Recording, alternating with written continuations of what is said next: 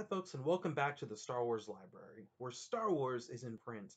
And today we're going to be talking about one Marvel comic book today by Mary Jo Duffy, still in the year 1984. And we're going to be looking still in our trade paperback Wookiee World, which collects the Marvel series. A long time ago is what it's actually called, if you want to get your hands on it. And the story is called Figurehead. And it's by Bob McLeod and Tom Palmer doing the art, and of course Mary Jo Duffy doing the writing. Now, so the characters we've been kind of seeing in all of this are doing these different missions, and we're seeing all this stuff. This is basically focusing on Leia, and so Leia and Mon Mothma, excuse me, are on Hordessa. It's kind of, and there's this local rebellion that's on these planets, and the Hardassans, who are the people here, are actually being enslaved. So Leia's there with Mon Mothma. They're doing this big thing, and in fact, these rebels or whatever, they actually they chuck mud at Princess Leia and all that, and so they're going, and basically we find that these slaves, are being, are trying to be unslaved, I guess, and so Leia actually, throughout the course of this story, actually teams up with them and helps save the day. And of course, the Rebel Alliance shows up too.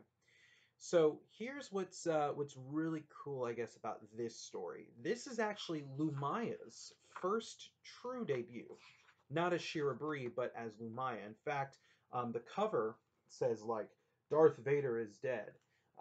Long live the new Dark Lord. And so, you look at that and you're just thinking, that doesn't look like Lumaya. It is actually. This isn't her final look. Eventually, we'll see her as, you know, how we know her.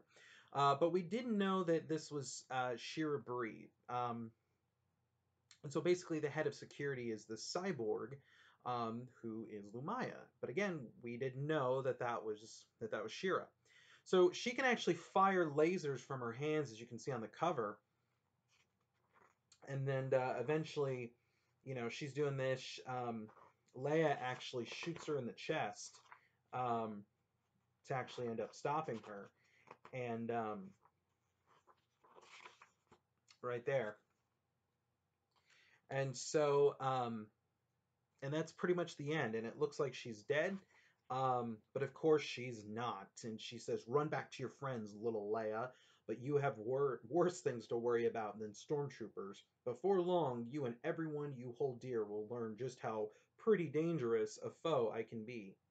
And so she's hiding in the trees, man, and all that. So it's really not that compelling at first. This story, it's kind of, it feels kind of fillery, but the reason why Lumaya is there is because it's actually leading up to, or it ties into the Empire and the Nagai. So there is some things that we'll learn later. As for the question that we usually ask here, is this an essential read when you go through the expanded universe? Um, I don't know. It introduces Lumaya, but it's not like Lumaya as we know her. So, and then there's some, little things that'll come into play a little bit later, with the whole Nagai invasion. But honestly, if you choose to skip this story, you're not going to miss much. I would say no, it's not essential. Even for Marvel readers, I think this one is not that essential. But if you want to check it out, hey, go for it. So anyways, folks, thank you so much for tuning in, and I will see you next time with another episode. May the Force be with you.